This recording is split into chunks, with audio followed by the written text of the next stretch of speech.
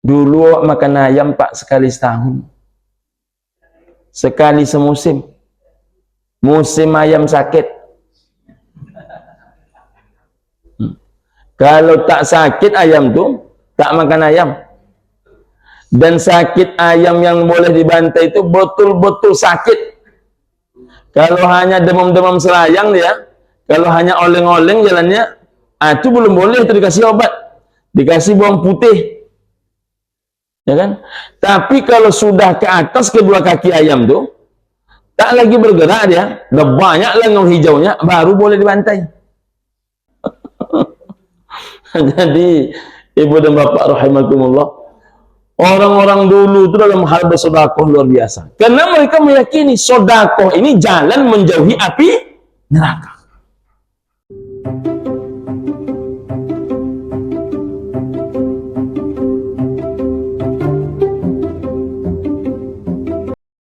Assalamualaikum warahmatullahi wabarakatuh.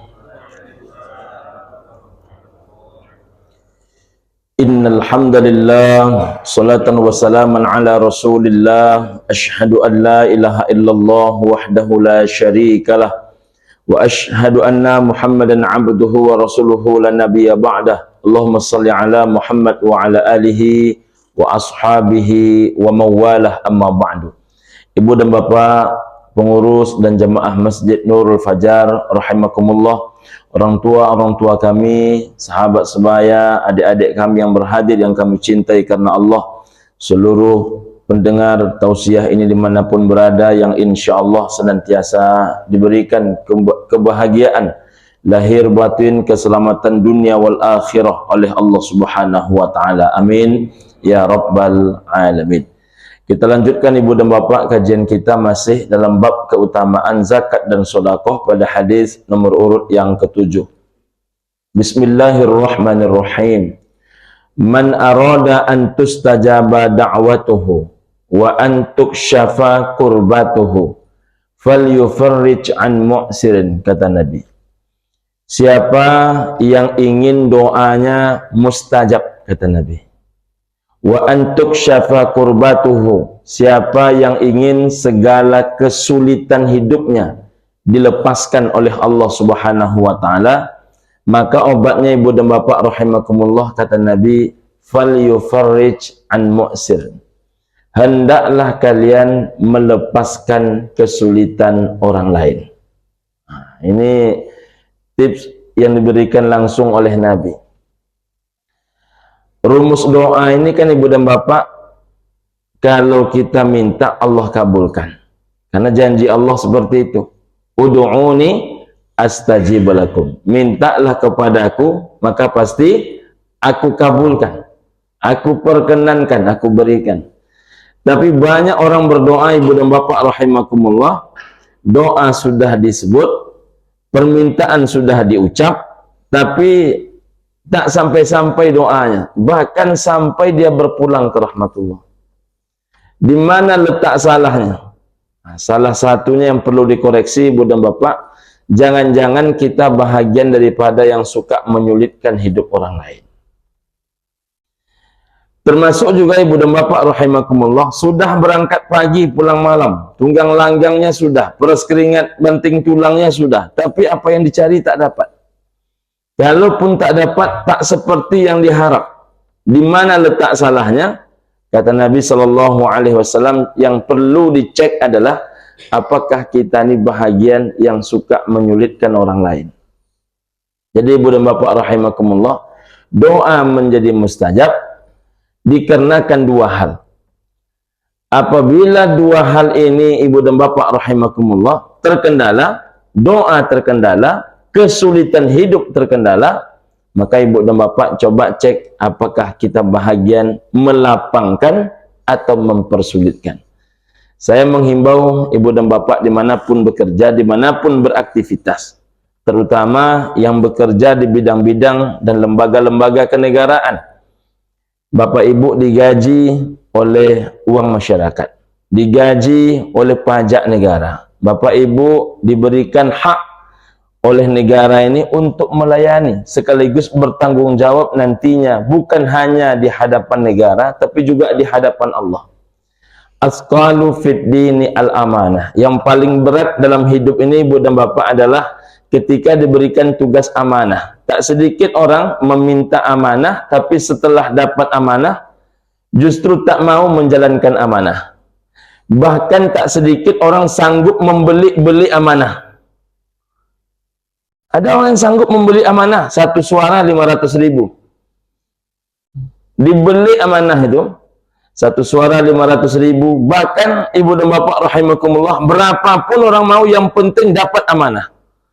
Tapi setelah dapat amanah, dia tak sanggup pula dan tak mau pula menjalankan amanah. Padahal amanah ini, Ibu dan Bapak, kesempatan terhebat untuk melayani orang banyak. Mengapa demikian? Segenggam kekuasaan itu lebih efektif daripada sekeranjang kebenaran.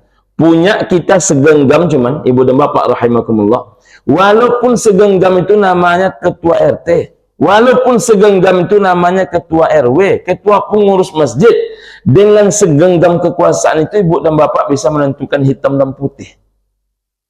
Paling tidak tanda tangan Ibu dan Bapak, paling tidak rekomendasi Ibu dan Bapak, paling tidak telepon Ibu dan Bapak. Nah, saya bercerita Ibu dan Bapak beberapa hal kasus memang, tapi terjadi di Pekanbaru, Ibu dan Bapak rahimakumullah. Suatu kali datanglah seorang ibu-ibu yang anaknya ini, kalau saya tak salah, sudah 7 bulan tak bayar SPP. Maka kemudian orang menunjukkan dia jalan ke salah satu lembaga zakat di Pekanbaru.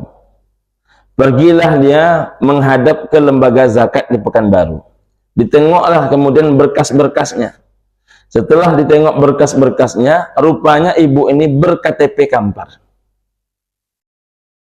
Jadi anaknya sekolah di Pekanbaru, tapi KTP orang tuanya Kampar. Lalu Ibu dan Bapak, kata pengambil kebijakan di lembaga Basnas yang pertama, di lembaga zakat yang pertama, berarti ini yang pas membantunya adalah Kampar.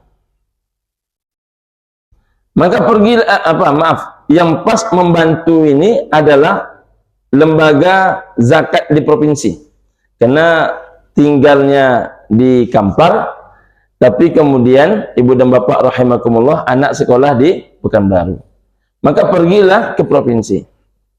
Sampai di provinsi, Ibu dan Bapak rahimakumullah, ditengok kemudian persyaratan-persyaratannya, memang terbukti KTP-nya Kampar. Berdasarkan aturan mestinya orang ini ditolong oleh lembaga zakat yang ada di Kampar. Pergi pula dia ke Kampar. Sampai di Kampar, kata orang Kampar, memang KTP-nya Kampar, tapi kan persoalannya terjadi di Pekanbaru. Maka yang paling pas menolongnya adalah Pekanbaru. Jadi Ibu dan Bapak rahimakumullah, saya kebetulan yang menerima berkas itu terakhir, saya sampaikan kepada yang meng-ACC. Jadi mau kita tolongnya apa tidak sebenarnya? Mau kita tolong apa tidak? Kita sibuk mengurus persyaratan ini atau melepaskan kesulitan ini? Kita mau membuat tertahannya hujan ini, munculnya paceklik, atau selesai masalah? Karena Ibu dan Bapak rahimakumullah, banyak masalah yang akan muncul kalau masalah ini tak selesai. Alhamdulillah akhirnya diselesaikan di lembaga zakat Pekanbaru. Tapi itu satu kasus, Ibu dan Bapak rahimakumullah. Itu kasus itu bisa terjadi jika kita tidak hati-hati dalam mengelola. Tapi yang paling dahsyat Ibu dan Bapak, ini kasus yang paling unik. Ada seorang anak yang kepalanya membesar, itu apa nama penyakitnya itu, Gus?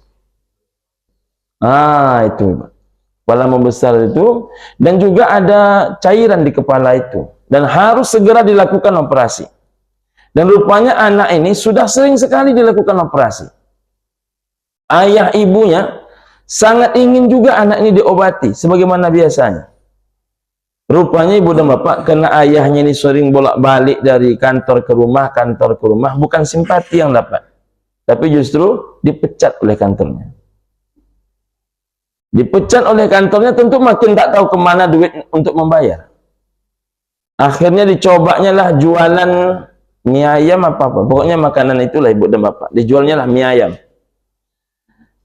Ketika anaknya operasi sebelumnya habis duit, maka gerobak mie ayam itu yang dijual.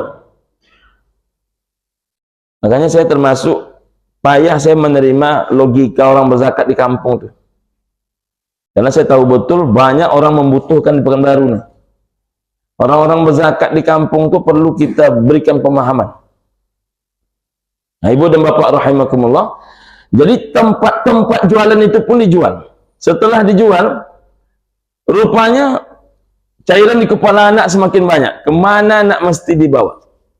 Pergilah dia ibu dan bapak rahimakumullah menghadap kepada kami di Basnas Kota Pekanbaru.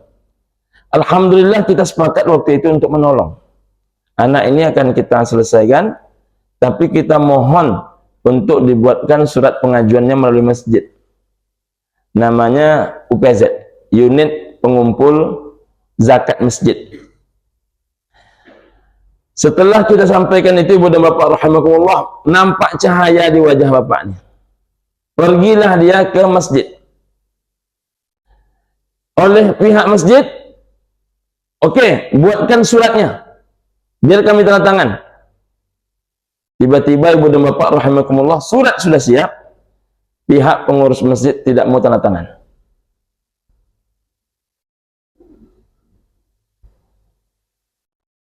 Tak mau tanda tangan.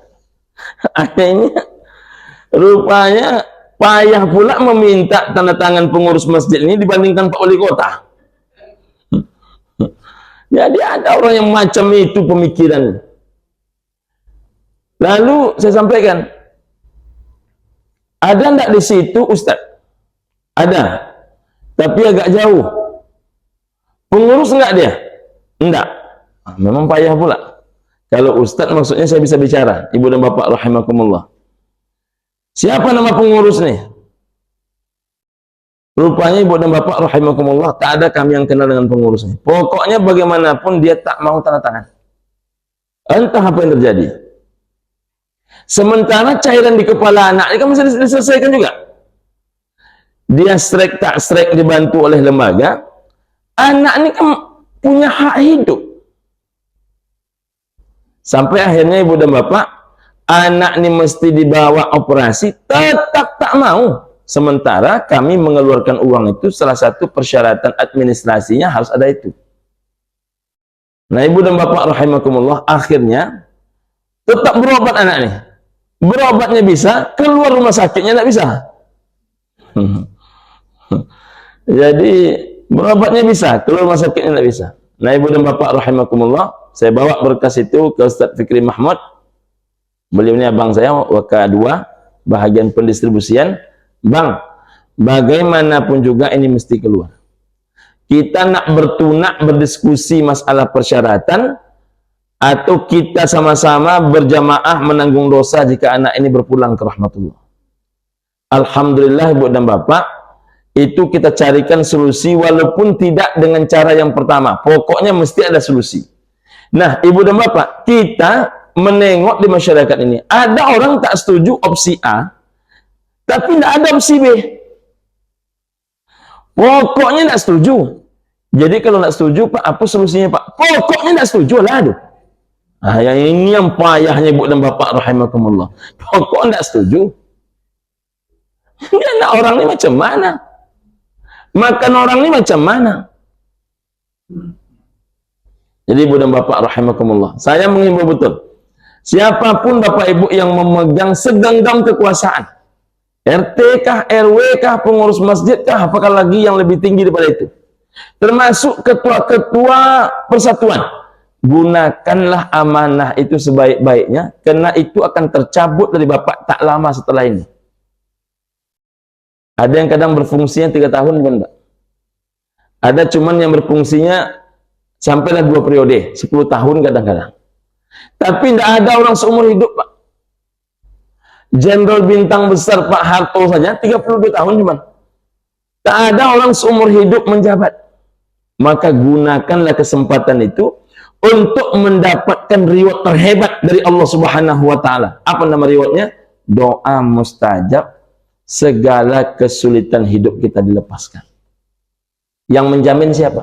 Yang menjamin Allah Subhanahu wa taala. Maka inilah pemahaman hadis di nomor urut yang ketujuh. Ingin doa mustajab, ingin segala kesulitan hidup dilepaskan, lepaskanlah kesulitan orang lain.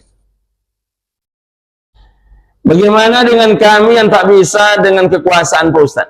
Kekuasaan tak ada, walaupun segenggam, duit pun tak ada pula. Asai alal armalati wal miskin, carikan jalan keluar. Telepon PRT, telepon PRW, telepon Basnas, telepon Pemko, telepon ambulans yang dia butuhkan.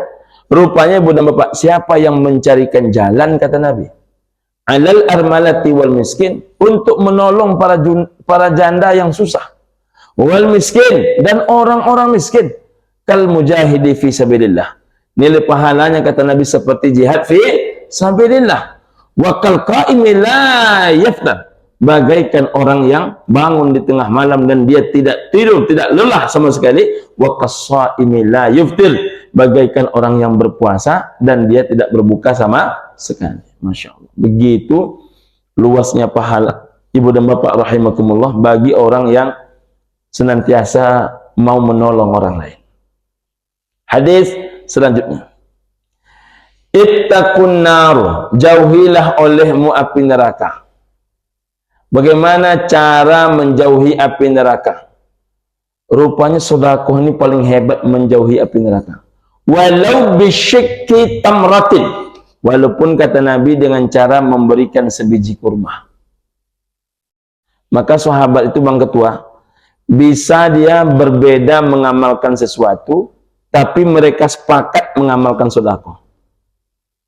Jadi ada sahabat itu ahli ilmu, ada sahabat itu ahli Quran, ada di antara mereka ahli tahajud, ada di antara mereka itu guru, ada di antara mereka itu ahli perperangan, ada di antara mereka itu Ibu dan Bapak rahimakumullah ahli berbakti kepada orang tua.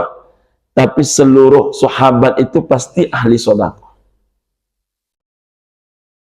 Maka Nabi mendorong sedekah itu bukan dengan hal-hal yang muluk-muluk. Nabi menyuruh dari hal yang paling kecil. Apa kata Nabi? Jauhilah api neraka walau dengan sebiji kurma. Kalau 1 hektar lahan kurma ya berat. Tapi kan sebiji kurma tidak berat, Pak. Tapi mau orang berbagi sebiji kurma itu. Tengok pula orangnya, Pak. Saya menengok perangai jamaah ini Ibu dan Bapak mulai tahun 2001. Boleh dikatakan tiap tahun saya berangkat. Bahkan kadang-kadang alhamdulillah bisa 3 kali setahun saya berangkat. Saya tengok itu. Saya tengok itu Ibu dan Bapak rahimakumullah. Di orang kita menyebut Ja'ranah. Orang Arab menyebut namanya Ja'ranah. Di Ja'ranah itu Ibu dan Bapak rahimakumullah, harga buah-buahan kan murah. Apa dibeli murah? Dibeli dia, dimasukkan ke dalam tas. Istri dia nak makan, masuk tangan ke dalam tas. Suami nak makan buah itu masuk tangan ke dalam tas. Itu bukan sekali 2 kali saya berjumpa Ibu dan Bapak. Mau dia memberikan agak setangkai kepada orang sebelah. Kalau yang pelit itu tidak. Berdua ya makan laki bini. Bahkan dibawanya ke kamar, masih ada orang di kamar tuh, Anda kan keluar tuh. Orang dulu Ibu dan Bapak rahimakumullah, inilah kelebihan mereka. Orang dulu ini kelebihannya, Pak. Masak pisang setandan belakang rumah, pisang batu itu. Tidak berpupuk pisang itu, 5 sisir cuman buahnya, tak pula besar-besar. Itu paling banyak Pak dimakannya cuman 2 sisir. 3 sisirnya sedekah. Begitu orang dulu mengamalkan kaji. Tapi saya belakangan ini bangga Pak Ketua, beberapa masjid sudah mulai. Tadi saya sambil duduk saya tengok kopi gratis. Memang harus diawali. Mohon maaf, ini saya menemukan juga di beberapa tempat, mohon maaf, dana umat pun pelit. Ada juga. Dana untuk umat ini pelit juga. Apa salahnya masjid-masjid itu memfasilitasi? Memfasilitasi. Ada orang Pak masuk Islam ini hanya gara-gara difasilitasi masjid. Bapak Ibu mungkin Anda mungkin menonton YouTube-nya. Ada seorang pendeta menceritakan tentang dahsyatnya Islam. Apa kata beliau? Saya tersesat di sebuah jalan. Maka saya carilah, kata beliau, gereja terdekat. Ketika saya nak beristirahat, rupanya pendeta yang ada di dalam gereja itu tak membolehkan saya beristirahat. Lalu pergilah saya berjalan lagi, bertemulah sebuah masjid. Rupanya ketika saya baru mengucapkan Assalamualaikum, kata pendeta itu, orang yang di masjid itu langsung mengajak saya duduk dan minum-minum. Baru Assalamualaikum. Jadi Assalamualaikum itu sudah dianggap saudara. Boleh dia ngopi di masjid, boleh dia ikut minum di masjid, boleh dia bahkan beristirahat di masjid. Tapi tak sedikit pula saya menemukan, bagi yang membawa anak kecil silakan sholat di luar. La ilaha illallah. Anak kecil ini takkan pernah menjadi orang dewasa. Walaupun badannya lebih besar daripada badan ayahnya. Yang namanya anak kecil tetap anak kecil. Tapi ada orang tua kami yang berang, Ustaz, kurang tua itu kan dulu kan ketek itu.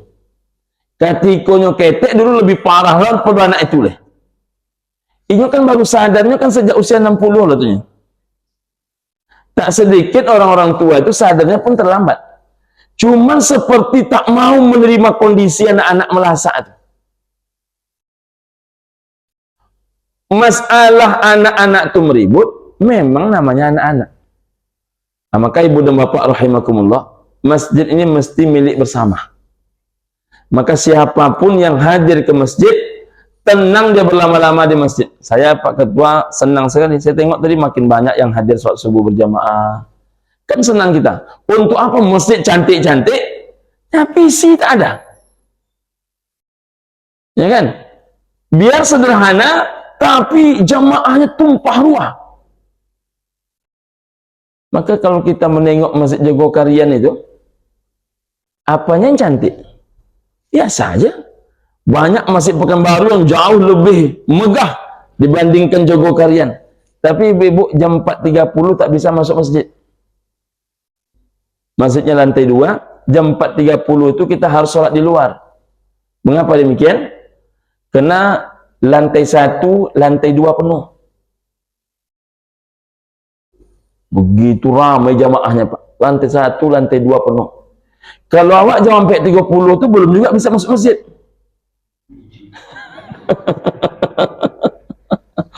Karena masih banyak masjid yang kunci.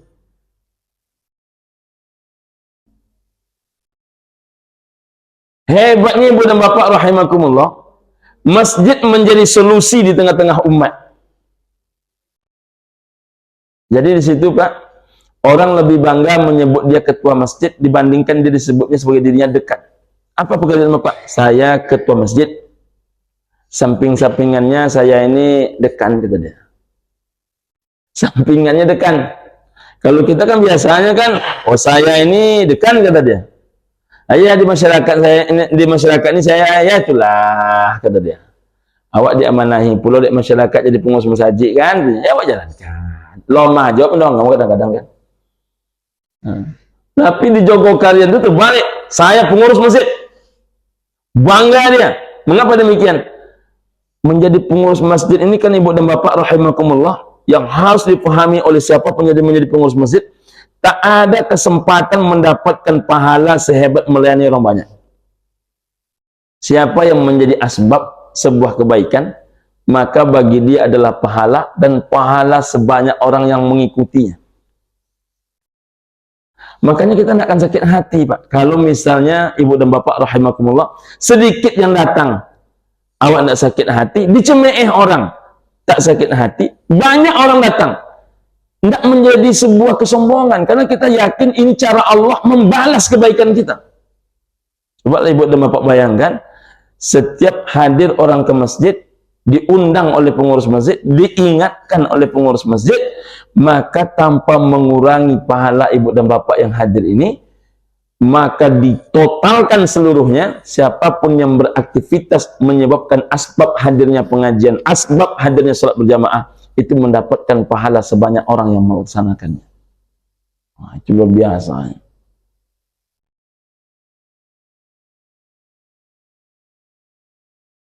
Jadi sebaik-baiknya ibadah itu, Pak Ketua, maslahatul ammah, yang berkait-kait tentang kemaslahatan orang banyak. Nah, jadi gunakan kesempatan. Sodakoh yang paling ringan dengan sebiji kurma. Sodakoh yang paling afdol kata Nabi dengan segelas air. Mengapa Nabi menyebut segelas air? Mana yang lebih banyak pahalanya gagaknya? Segelas air atau sebotol apa namanya itu? Sebotol besar tuh jerigen air zam-zam tuh. Tentu lebih besar pahala sejerigen air zam-zam. Tapi mengapa Nabi mengatakan seafdol-afdolnya itu air? Nabi tak menyebut air zam-zam. Nabi mulai dari hal yang paling kecil, agar seluruh orang bisa bersodakoh. Kalau sempat Nabi mengatakan seafdol-afdolnya sodakoh membangun masjid, yang berduit mampu, yang tak berduit tak mampu. Maka orang dulu itu kelebihannya, Pak. Kasih, hantarkan. Dulu makan ayam, Pak, sekali setahun, sekali semusim. Musim ayam sakit. Kalau tak sakit ayam tuh tak makan ayam.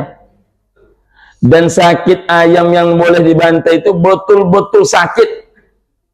Kalau hanya demam-demam selayang dia, kalau hanya oleng-oleng jalannya, itu belum boleh, itu dikasih obat, dikasih bawang putih, ya kan? Tapi kalau sudah ke atas kedua kaki ayam tuh, tak lagi bergerak dia, udah banyak lengan hijaunya, baru boleh dibantai. Makanya ibu dan bapak, orang dulu ayam sehat punya orang, ayam sakit baru untuk awak. Jadi ayam sehat dijual, ayam sakit itu untuk awak. Saya tahu betul ibu bapak, karena kami itu alhamdulillah banyak dulu ayam, tapi ayam paling banyak itu ayam nenek. Asal mulai oleng ayam itu semangat saya tuh. Wah, saya bilang ayam awak sakit. Nah, dengan harapan boleh dibantai, jangan bantai, nak boleh bantai. Jadi macam mana wang ambil kucing, wang putukan kucing tu kata ayam 7 kali putar, wang baca salawat Nabi. Nah, saya buatlah, saya putarkanlah kucing itu 3 warna ya. Saya putarkan ke atas ayam itu 3 kali putar. Allahumma salli ala Muhammad wa ala ali Muhammad. Allahumma salli ala Muhammad wa ala ali Muhammad. Sehat pula ayam coba. Sehat pun ayam itu, tak jadi makan ayam. Tapi sekali orang-orang di kampung itu membantai ayam, tercium oleh orang lain aromanya, datang dia ke rumah kita, bertanya dia, apa yang kakak masak? Itu yang bertanya itu, Pak, paling tidak dapat dodaknya. Dodak itu kan kuah. Makanya kata Nabi, jika engkau memasak gulai, maka lebihkanlah kuah. Dapat kuah. Pergi awak ke ladang, jatuh buah durian orang. Bum, pas jatuh dekat awak. Kita ambil buah durian itu, kita hantarkan ke posko dia. Ada posko penantian durian itu. Sampai bermalam orang di posko itu. Kita hantarkan ke dia. Malu dia menerima itu, tak mau dia. Ambil kak. Nggak. Ambil. Durian, Pak. Malu dia kalau sudah sampai ke tangan orang tuh mengambil balik. Kalau kita sapa buah jambunya, Robek buah jambu pak, tunggu nak, lalamu apa tak konang mambai bang buah jambu, kau tak konang tahu ini kan. Dijuluk dia paling tidak setengah kantong asoi. Nah, coba lah tanya orang-orang Melur, kalau nampak buah mangga orang tuh lebat, coba tanya. Robek buah mangga apa-apa. Ndak seketek tua balisi Ustaz. Biji tipih, mani. Oh maha tampang lo Ustaz. Mendongong tampang maha itu loyo langsung. Jadi ibu dan bapak rahimakumullah, orang-orang dulu itu dalam hal bersedekah luar biasa. Karena mereka meyakini sedekah ini jalan menjauhi api neraka. Jauh api neraka dari kita dibuat. Maka kata Nabi dalam sebuah hadis yang lain, lil mu'min, naungan seorang mukmin yaumal qiyamah, di hari kiamat, sedekatuhu, sedekahnya. Sedekah ini yang menjadi naungan. Maka tolonglah badan kita ini dengan sedekah. Ibu dan bapak rahimakumullah, hadis yang selanjutnya ini kita gabung dengan hadis setelahnya. Istanzilur rizqa bis sedekah. Datangkanlah rezekimu dengan cara bersedekah. Maknanya apa?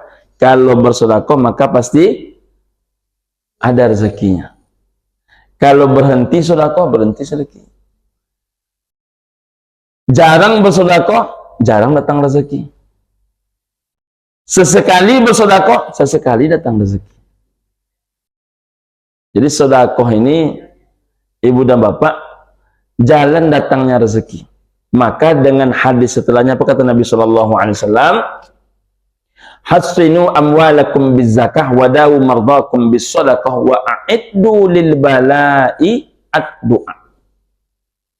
Nabi menyebut 3 hal, obatnya 3. Bentengilah hartamu dengan zakat, obatilah penyakitmu dengan cara bersedekah, dan hadapilah segala malapetaka hidup dengan cara berdoa.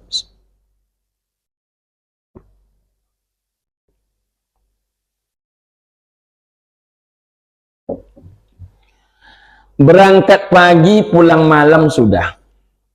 Tapi apa yang dicari tak dapat.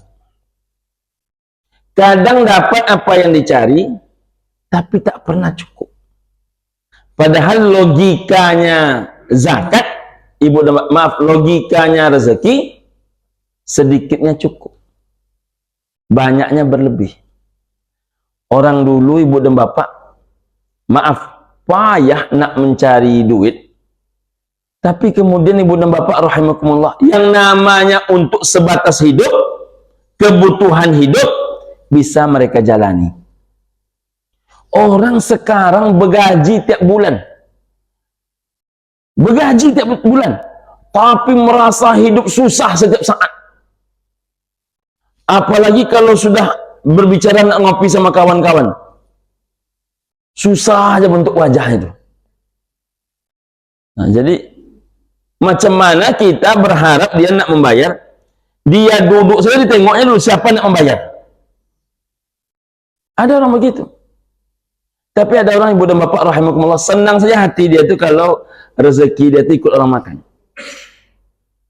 Justru orang-orang seperti ini ibu dan bapak rahimakumullah, rezeki nak putus-putus. Rezeki nak putus-putus. Saya tadi malam ceramah ibu dan bapak di daerah Danau Gobah. Setelah ceramah maghrib itu dibawa ke rumah pengurus. Mohon maaf ini, bapak yang mengajak makan bersama itu dengan dana pribadi, itu ibu dan bapak rahimakumullah, mohon maaf, tidak memiliki uang banyak. Hidupnya sangat sederhana. Makanya kalau kita tengok lauknya sederhana saja. Tapi beliau ingin setiap ada wirid di kampung tuh, paling tidak 15 orang beliau nanggung makannya. Rupanya mengeluarkan harta di jalan Allah itu bukan karena kaya. Ada orang yang hidupnya tak seberapa tapi suka memberi. Tapi justru orang yang seperti ini, Bunda Bapak, ada saja letupan-letupan rezeki itu hadir dari sisi manapun juga.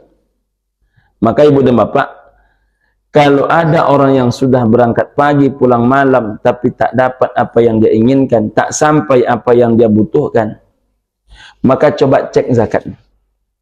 Karena filosofi zakat mestinya menimbulkan dan menumbuhkan 7 hal. 1, zakat itu artinya menambah, bertambah dia. Yang kedua, bertumbuh. Yang ketiga, berkembang. Yang keempat, bersih. Yang kelima, suci. Yang keenam, baik. Yang ketujuh, berkah. Apa beda bertambah, bertumbuh, berkembang? Orang yang berzakat itu bertambah hartanya. Berarti nominal. Naik nominalnya. Jadi orang yang berzakat itu bertambah hartanya. Kita kalau menengok Pak Haji Dasrul kan, memikirkannya payah. Ya Pak Haji, memikirkan logika zakatnya Pak Haji Dasrul. Dahulu kalau kami di kampung Pak Haji Bakar, ya kan? Ada lagi sekarang yang cukup viral di YouTube itu, yang sekali sodakoh 5 miliar, sekali sodakoh 10 miliar, 20 miliar. Tapi anehnya duitnya tak kurang-kurang. Kenapa? Karena dengan dia mengeluarkan itu, la azidannakum, bertambah dia. Nominal dia naik. Selain bertambah, Ibu dan Bapak, yang kedua, bertumbuh. Apa bedanya bertambah dengan bertumbuh? Kalau bertambah itu satu tempat, tapi jumlahnya naik. Kalau bertumbuh itu muncul di tempat-tempat yang lain. Mata airnya tak lagi satu. Makin banyak pasir dia buang, lumpur dia buang, air yang ada dia buang, kerikil yang ada dia buang, maka terbukalah mata air baru. Nah, itu logika sumur tua tuh Pak. Dibuang pasir yang ada, dibuang lumpur yang ada, tanah yang ada, maka akan berganti di bawah yang kotor-kotor rupanya ada mata air.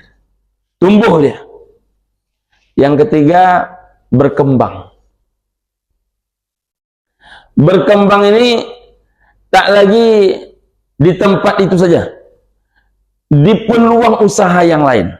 Tak hanya di kota itu saja, di kota yang lain. Terus berkembang, terus berkembang, terus berkembang.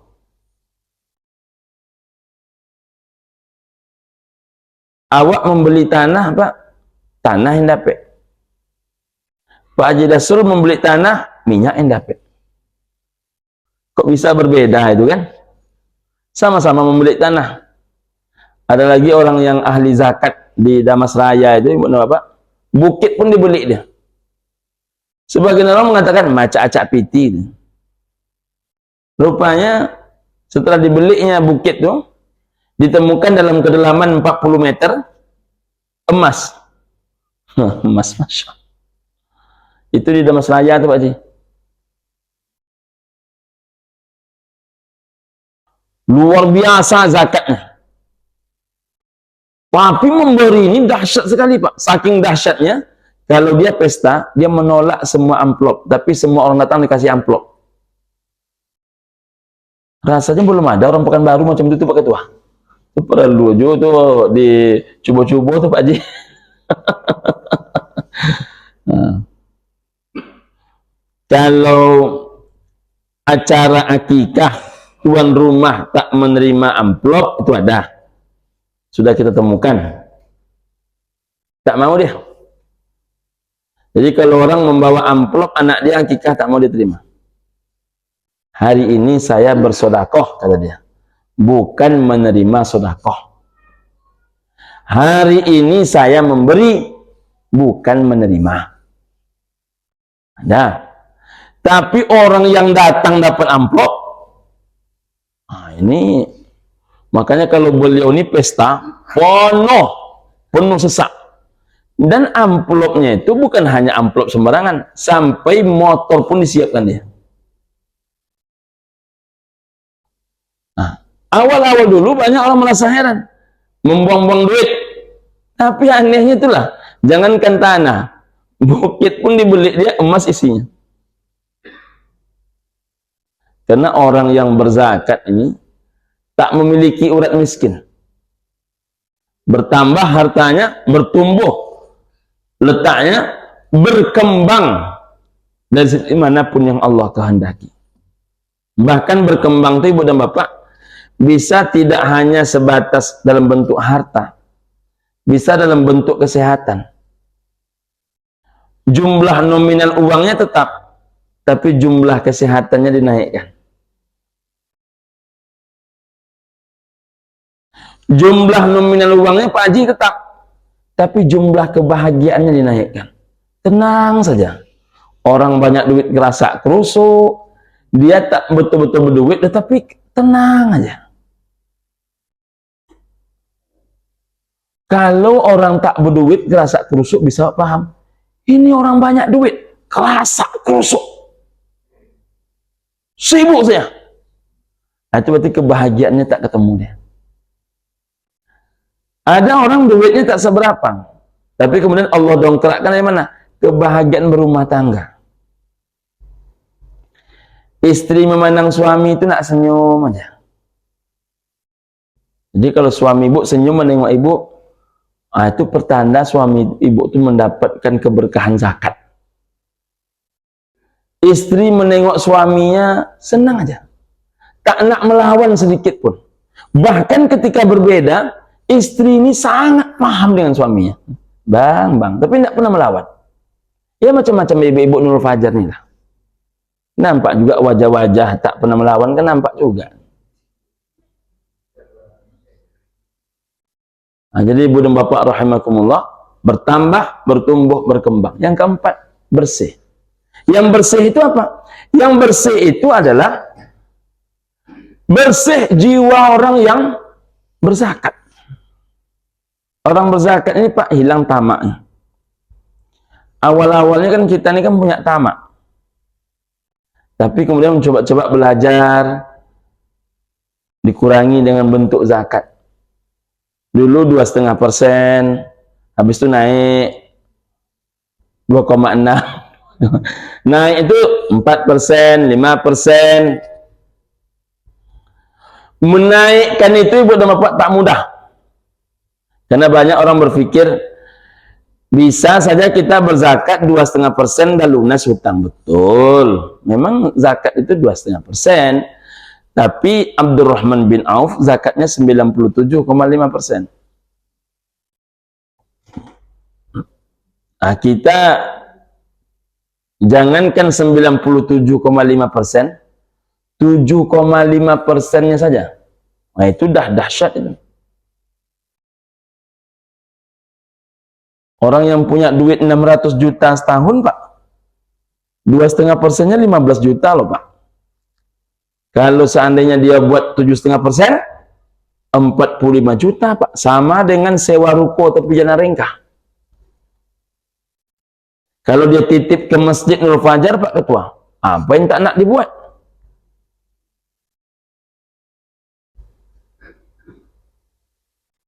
Apalagi kalau dia keluarkan tiap bulan, bukan tiap tahun. Karena kalau tiap bulan, maka kita bisa memberi fakir miskin itu tiap bulan. Dan zakat tiap tahun ini rawannya adalah akhir-akhirnya tak keluar maksimal zakat itu. Contoh, dijualnya tanah. Tanah ini laku 1,3 miliar. Banyak duitnya tuh. 1,3 miliar. Sudah 11 bulan didepositokannya. Uang yang awalnya 1,3 sudah menjadi 1,3,5. 11 bulan kemudian nampak adanya Fortuner terbaru. Dibelinya lah 580 juta. Tinggal separuh. Pas 10 malam tuh ada orang menjual sawit pas di sebelah sawit ini. Akhirnya sawit terbeli, mobil terbeli, zakat nggak jadi. Karena baru 11 bulan. Makanya ulama mengeluarkan fatwa tentang zakat profesi itu. Salah satu pertimbangannya, fakir miskin itu kan makannya bukan sekali setahun. Makan mereka kan tiap hari. Maka kalau bisa, enggak pula paksa. Kalau bisa dikeluarkannya per bulan, itu jauh lebih bersih. Dan ingat, orang yang memahami filosofi apa itu zakat, takkan pernah merasa rugi. Nah, rumusnya berapa kemarin? 524. 5.240.000. Itu rumusnya diambil dari gabah. 524 kilogram gabah.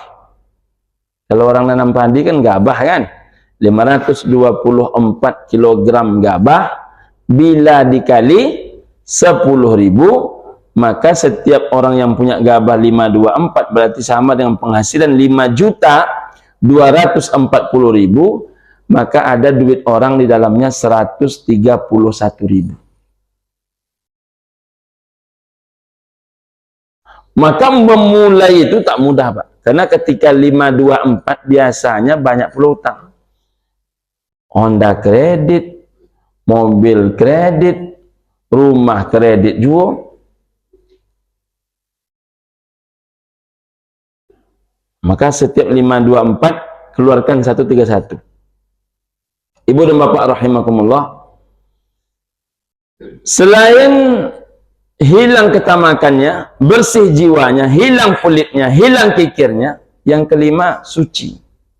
Apanya yang suci? Suci apa yang dia makan.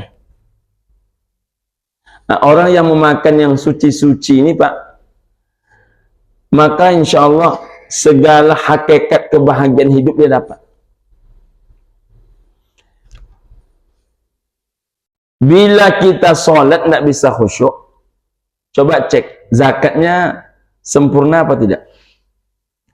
Karena apabila 524 itu sampai tapi tidak keluar 131.000, salah satu akibatnya sholat tak bisa khusyuk.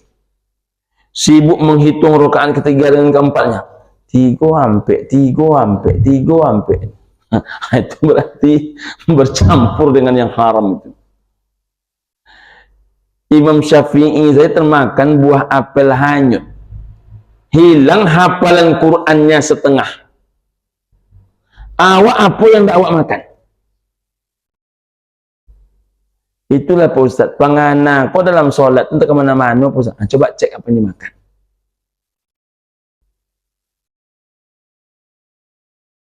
Hilang kunci tidak bertemu.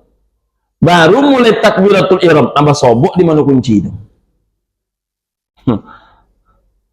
Apa yang salah dengan sholat kita? Jangan-jangan ada yang termakan. Dia lebih bagus kita ini koreksi, Pak, daripada tak melakukan evaluasi diri. Termasuk menyebut nama Allah tak bergetar hati itu. Membaca ayat Allah tak lagi bertambah iman itu. Yakinnya kepada Allah berkurang tuh. Kalau termakan yang bukan hak kita itu. Makanya kata Ustaz Munawir Hamidi Lubis, Ibu dan Bapak rahimakumullah, apa kata beliau? Salah satu penyebab orang tak bisa menghafal Quran adalah karena memang ada ayat yang menjadi masalah bagi dirinya. Makanya kami Buya katanya di program menghafal Quran 40 hari itu, beliau ini juara 1 tercepat hafalan Qurannya. 17 hari hafal Quran, 16 hari hafal Quran 30 juz. Ada Al-Quran ini 2 lembar katanya, itu dalam setengah jam hafal. 2 lembar itu 4 halaman. Kalau Pak Ibu setengah jam itu berapa lembar biasanya hafal? Beliau ini setengah jam 2 lembar, 4 halaman. Tapi ada ayat kata beliau sudah berhari-hari menghafalnya, tak hafal-hafal juga. Kalau ada ayat tak masuk ke akal pikiran dan jiwa kita, itu salah satu penyebabnya. Jangan-jangan ayat itu masalah buat kita. Masalah dalam artian kita bermasalah dengan ayat itu. Persoalannya, bagaimana dengan seluruh ayat tidak bisa dihafal? Berarti seluruh isi Al-Quran itu bermasalah dengan dia. Makanya kenapa anak-anak kecil itu hafal kan? Anak-anak kecil itu bersih. Bersih mereka. Apa kata ayah kepada anaknya, kalau bekok datang mau minta piti, sobi ayah nak di rumah. Datang orang tuh, kata ayah, Pak. Begitulah jujurnya anak kecil itu. Kata ayah, Pak, kalau ada orang bertanya, minta piti, sobi ayah nak di rumah. Itulah. Jadi, menghafal Quran itu ibu dan bapak perlu bersih dan suci. Ada orang sudah hafal 15 juz, tapi setelah itu tidak nambah-nambah. Hingga dia tak berhak mendapatkan gelar Al-Hafiz. Karena Al-Hafiz itu gelar itu disematkan oleh orang. Ada badan yang berhak menyematkannya. Dan syarat orang dikatakan Al-Hafiz apabila dia hafal 30 juz. Nah, ibu dan bapak rahimakumullah, dulu 15 juz hafal dia. Kenapa? Ketika itu hati masih bersih, yang dimakan masih bersih. Tapi ketika bercampur yang hak dengan yang batil, yang halal dengan yang haram, tak nambah-nambah hafalannya. Wadawu mardakum bisadaqah, obati penyakitmu dengan cara bersedekah. Untuk ya, agak 2 menit ya. Jadi obat paling hebat dalam penyakit ini sedekah. Kalau bapak sudah lelah berobat kemana-mana, tak juga sembuh-sembuh, maka lawanlah dengan sedekah. Insya Allah sembuh. Terakhir, wa a'iddu lil bala'i ad-du'a. Hadapilah segala malapetaka hidup dengan cara berdoa. Ini tidak sempat kita uraikan hadis yang terakhir ini dengan utuh. InsyaAllah kapan-kapan kita ulang dan kita bisa jelaskan lebih utuh insyaAllah. Terima kasih ibu dan bapak rahimakumullah. Sudah ada kode masuknya waktu isyraq. Mudah-mudahan Allah subhanahu wa ta'ala senantiasa memberikan kita semua kesehatan, keberkahan, kehidupan. Amin ya rabbal alamin. Ibu dan bapak, saya ingatkan, ini tahun-tahun politik, jangan mudah terprovokasi. Apapun namanya, tetap kawan kita yang di masjid itu, tetap sahabat kita yang di masjid itu, tetap yang keluarga kita juga. Jangan berkelahi gara-gara pilihan. Yang kedua, jangan membuat janji dengan orang akan menusuk dia, memilih dia bila dibayarkan ini, lalu dikumpulkan duit-duit orang, dikumpulkan bantuan-bantuan orang. Si anu ngasih ambil juga, si anu ngasih ambil juga, si anu ngasih ambil juga. Jangan kita ini berperangai lodah. Tak boleh. Kita orang mengaji dengan tak mengaji itu situlah bedanya. Jangan seolah-olah manis semuanya. Tak semua yang dapat itu manis. Kadang yang dapat itu menghancurkan. Yang ketiga, ibu dan bapak, terakhir, bila orang sudah mulai menggunakan uang, yakinlah setelah itu bapak ibu akan mulai ditinggalkan.